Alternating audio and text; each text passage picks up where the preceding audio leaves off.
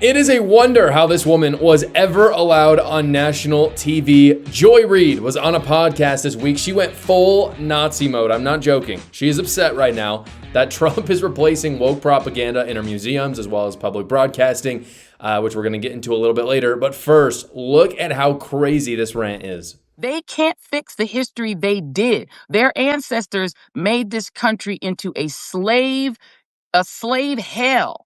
But they can clean it up now because they got the Smithsonian. They can get rid of all the slavery stuff. They got PragerU. They can lie about the history to the children. They can't originally invent anything more than they ever were able to invent good music. We black folk gave y'all country music, hip hop, R&B, jazz, rock and roll. They couldn't even invent that, but they have to call a white man the king, because they couldn't make rock and roll. So they have to stamp the king on a man whose main song was stolen from an overweight black woman. As many people have pointed out from this video, there is not a single thing that Joy Reid is using to record that podcast that was not invented by a white person. I'm not joking. I looked into it. All of it created by a white person. And by the way, I don't think it's a competition, personally. I don't really care. But if it is, her best argument that she makes right there is black people invented music. It's like, okay, I'm not going to bring up the invention of democracy or cars or airplanes, practically everything you use on a daily basis, because if I did, the competition would be over. There wouldn't be much of a competition. But there's a real push on the left right now to start black supremacist movements. It is very real. The reason she is upset is because Trump is moving to get rid of the woke culture crap in government institutions. And that was true of PBS and NPR. It was already defunded. Fantastic work from Trump, one of the best things he's done. It's also true of our museums. Trump put out a statement about the Smithsonian, for example, and this is what Joy Reid was so upset about. This is what he said. He said, the museums throughout Washington, but all over the country, are essentially the last remaining segment of woke. The Smithsonian is out of control, where everything discussed is how horrible our country is, how bad slavery was, and how unaccomplished the downtrodden have been. Nothing about success, nothing about brightness, nothing about the future. So essentially, Trump set out a team to review everything, and they found that there were these placards and exhibits that had a huge liberal bias, which is not a surprise, right? Because everybody who works in these museums are liberal. Anyone who's going to go into, anthropology or something that's going to go into, it's a more liberal field to go into college. So it makes sense. The placard, though, that's gotten very, very famous, that Trump has specifically talked about, has been going around the internet, is about white culture. And this is what it looks like. And I got to be honest, some of it, sure, looks bad. Some of it's not so bad. The beginning is the bad part. And then it gets kind of good. I'm not really sure what the problem is. I'm surprised how viral it's gone. But the beginning is bad. It says, and this is a real thing. This is in the Smithsonian. It says, talking about race, aspects and assumptions, I'm just reading it out loud for those of you who are just listening. Aspects and assumptions of whiteness and white culture in the United States. White dominant is the bad part. White dominant culture, or whiteness, refers to the ways white people and their traditions, attitudes, and way of life have been normalized over time and are now considered standard practices in the United States. And since white people still hold most of the institutional power in America, you could hear aspects of, the 1619 Project, critical race theory. They finish by saying, we have all internalized some aspects of white culture, including people of color.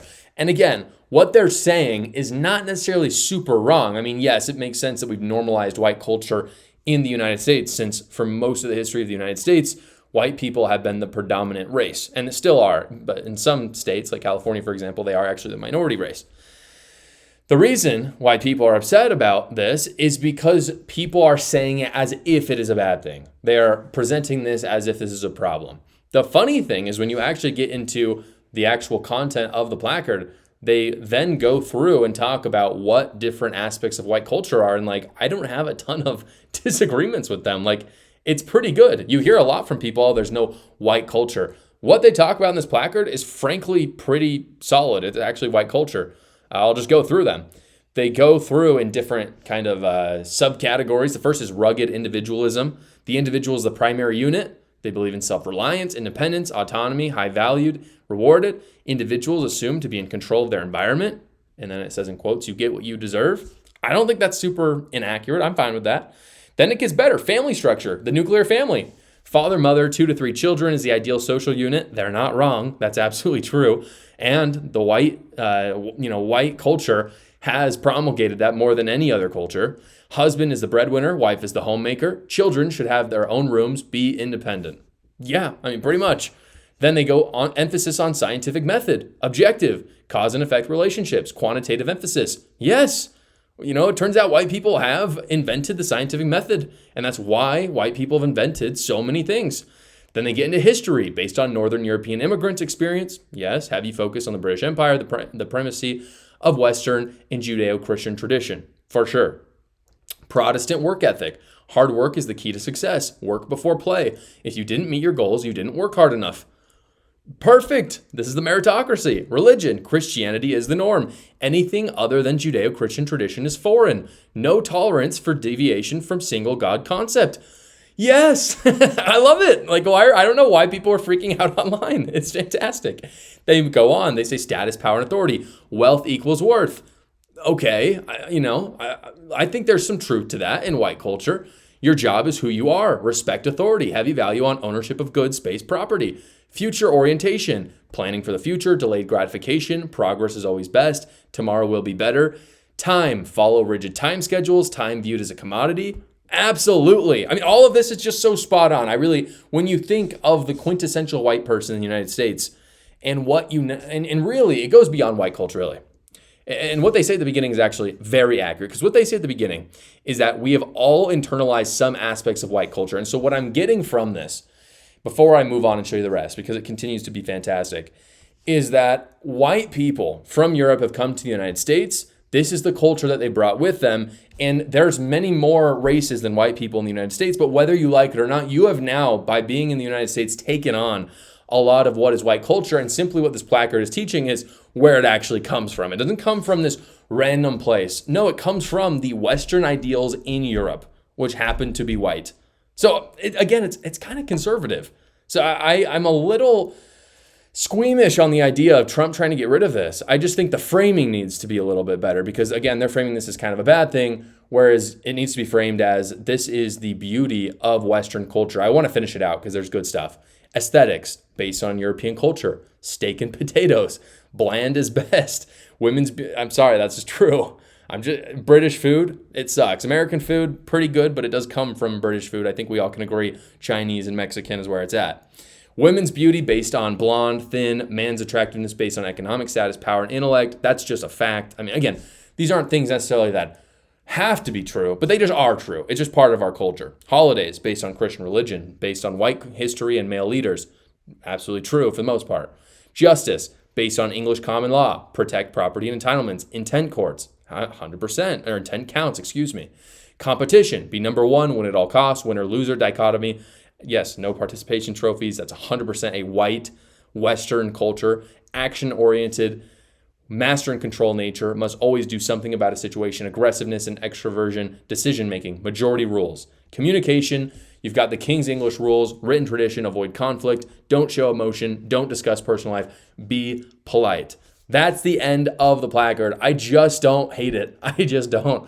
In fact, I kind of like it. I just want the framing to be better. I think that's what Donald Trump is getting at. Because what he's saying is that he goes to these museums and what he's seeing is an apology. It's an apology for our whole history. And no other country treats their history like that, even when they've done heinous things. And every country has. And every country will continue to do so. But they celebrate what makes them great. And nobody has a more right to celebrate what makes them great than America. And I think this placard's great if it's framed in the better light.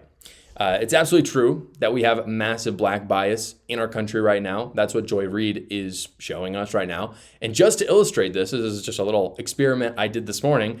I searched white culture and black culture in Google. And this is what popped up. This is what's so fascinating about the framing in our country of different histories. What you see right here, black culture, you can see it. It's pictures of black people, art, music, etc. Perfect. It's exactly what it should be. Yeah, these are things that they invented. It's things that are important to them. Great. If you search white culture, on the other hand, this is what you see. It's all KKK and white supremacy. Literally, if you search the word white culture, what you get is white supremacy. So to even admit that there's a white culture is racist according to big tech now, and of course according to the left, which owns big tech. So once again, leftists have to defend an indefensible position, and they've had to do this so many times. They have to argue right now that we should have bias in our museums. This is what they're arguing right now. And Trump is saying that we should just celebrate America and be more honest about its history and frame it in the right way.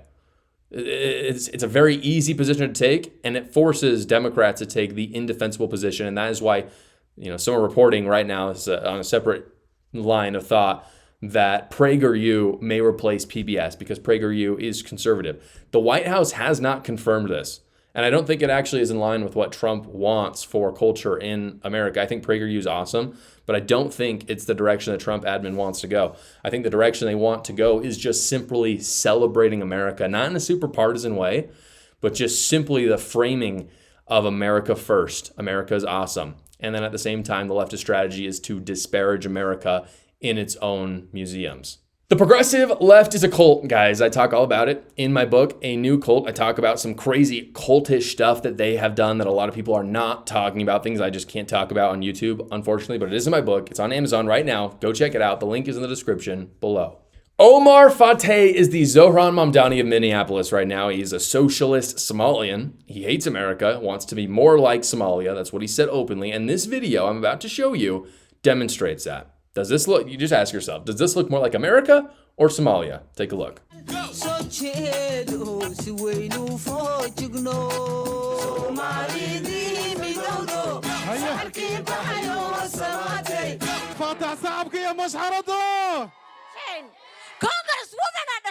Yeah.